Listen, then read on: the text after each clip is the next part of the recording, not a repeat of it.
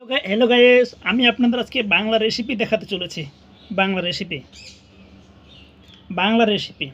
বাঙালি রেসিপিটি বন্ধুরা খেতে অনেক স্বাদ। যারা খেতে যাচ্ছেন অনেক, আমি আমি আপনাদের দাদাদের বানিয়ে দেবো। স্বাদটা অনেক স্বাদ লাগবে, অনেক স্বাদ, কী স্বাদ, অনেক স্বাদ। যারা খান না জীবনে একবার খায় দেখুন কী স্বাদ। তোমার দাদাকে আজকে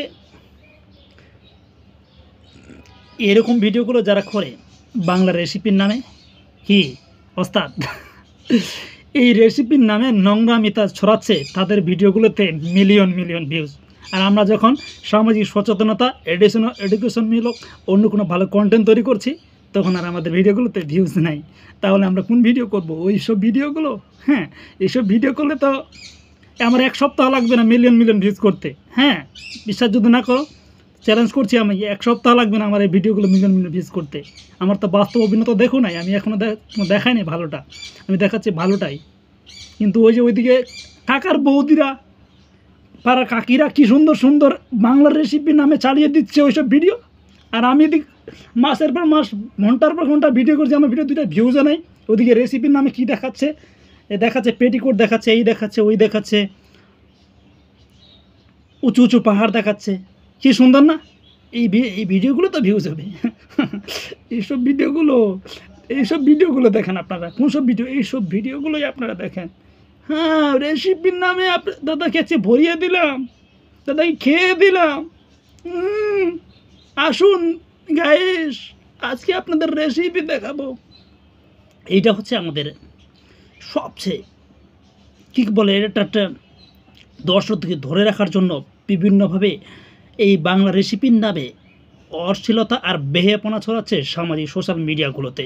আর বিশেষ করে যদি আপনি ইনস্টাগ্রামে ঢুকেন, তাহলে আপনি অজু করে ঢুকলে আর আপনার অজু থাকবে না। এরকমই বর্তমান ট্রেন্ডিংয়ে চলে এসব কন্টেন্টের নামে চালিয়ে দেওয়া হচ্ছে এসব অশ্লীলতা আর তরুণীদের মাঝে বেহেপনা ছড়িয়ে দেওয়া। এটার নামে প্রতিদিনই ধর্ষিত হচ্ছে অনেক মা বোন থেকে শুরু করে অনেক ছোট ছোট বাচ্চাদের মুখে শোনা যাচ্ছে এখন অশ্লীলতা আর বেহায়াপনা। যেখানে একটা সময় ছিল যে শিক্ষকদের সম্মান করার কথা, সেখানে শিক্ষকদের সম্মান করা হয় না। যেখানে একটা সময় গুরুজনের কথা ছিল যে বড়দের সম্মান এবং ছোটদের সেনা করতে হবে, সেসব কথা এখন নৈতিকতার কথা এখন প্রশ্ন দাঁড়াচ্ছে। তাহলে আমাদের শিক্ষা প্রতিষ্ঠানগুলো কোথায় গিয়ে দাঁড়াচ্ছে? আমরা আসলে কন্টেন্ট নামে কী চালিয়ে দিচ্ছি? কীভাবে চালিয়ে দিচ্ছি?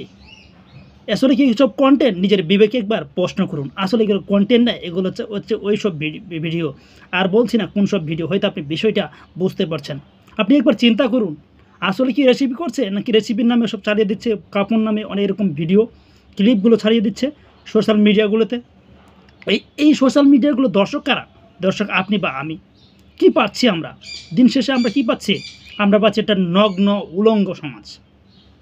এসব বিষয়ে কে কথা বলবে? কেন আমি কথা বলতে যাব? বা কে কথা বলবে? এর বিষয়ে কেউ কথা বলবে না। এদের হচ্ছে একটা ভিউজ কামানো, একটা ধান্দা, একটা ভিউজের নামে ওই যে পতিরালয়ের কি বলে সুন্দরী তরুণীরা রেসিপির নামে চালিয়ে দিচ্ছে। এখন যদি আমি বলি যে যত সব কন্টেন্ট ক্রিয়েটর হচ্ছে কাপড় নামে, তারা বেশিরভাগ হচ্ছে ওই পতিলালয়ের চেয়ে বেশি খারাপ নয়।